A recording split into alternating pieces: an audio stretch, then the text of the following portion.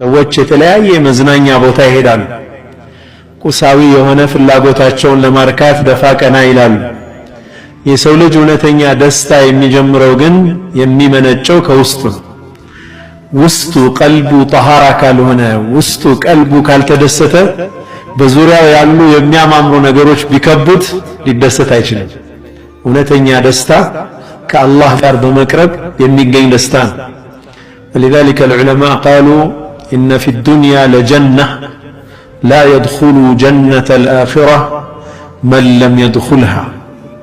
دنيا وسط جنة አለች። እቺን ጀነት የአኺራው ጀነት ውስጥ የሚገባ ሰው የዱንያዋን ጀነት የገባ ነው አሉ። እዚች ያለችዋን ጀነት ያልገባ አይገባም አሉ። ያቺ ማነች ሲባል ማዕሪፈት አላህን ማወቅና ወደሱ መቃረብ፣ በሱ መንገድ ላይ መገኘት።